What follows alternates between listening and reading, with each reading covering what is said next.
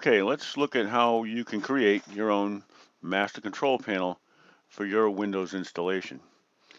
What I have here is what I call total control. And this is essentially the master control panel for Windows. And here's what it looks like. There are 276 control items in here, and they're all alphabetized by type. As you can see, devices and printers, display, on down the line, notifications, parental controls, personalization, just about everything you need to control your Windows installation. Now, in order to create that, um, basically you just need to create a new folder, give it a name, and then add specific metadata from within the registry editor. Now, it's not a difficult thing to do, but given that we are going to go into the registry, you have to remember that you don't want to make any actual changes in the registry. Because if you do that the wrong way, you can create a lot of problems that you don't want. So let's not change anything. But here's what you do. Regedit right there is the registry editor, and that's going to open it up. And you can see that where I am now is all tasks, Microsoft Windows control panel. So basically, we're using a shortcut to all tasks of the control panel. There are lots of keys in here, right? Lots, lots, lots.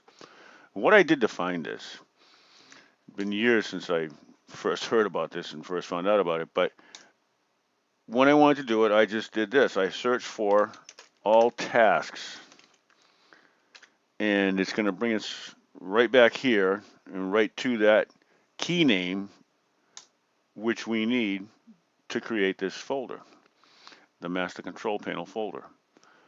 So you need this data.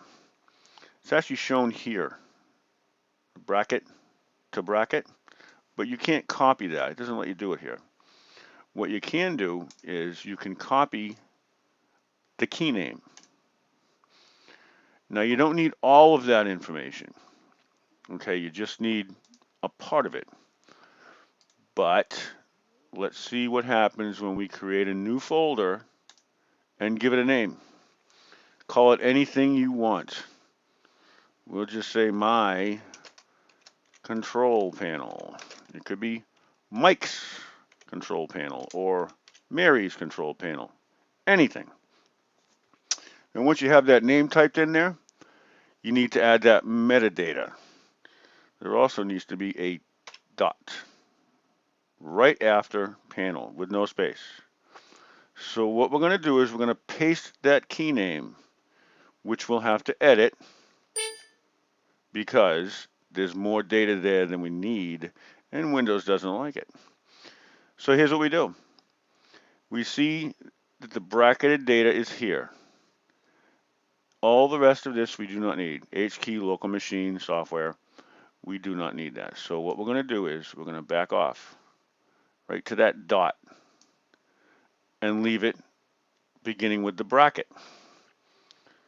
Backspace. Now we have exactly what we need to create the master control panel. And there you have it. This one's called My Control Panel. Again, you can call it anything you want. And there it is. 276 control items, all in one folder. It can be handy. And the other thing is, too, we're in the registry editor. You can see there are other things very nearby that all start with capital ED, right? These can be other options to create other such folders, like this one, which I call personal. And this folder has a certain metadata right here. Those parentheses are added when you create it. You don't put those there. But that metadata right there is shown right in here.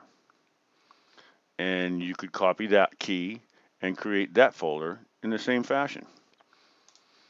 Again, remembering that you don't want to change anything if you actually go into the registry. Could be very dangerous. But anyway, here's what happens if you do that one. There it is. All your personalization options. People like to change things sometimes, you know. They like to rearrange furniture, redecorate. Sometimes they like to change the appearance of the desktop, and you could do that easily with this. So it's just another option that you would have in creating control panels. So anyway, I hope you found this useful, and thanks for watching.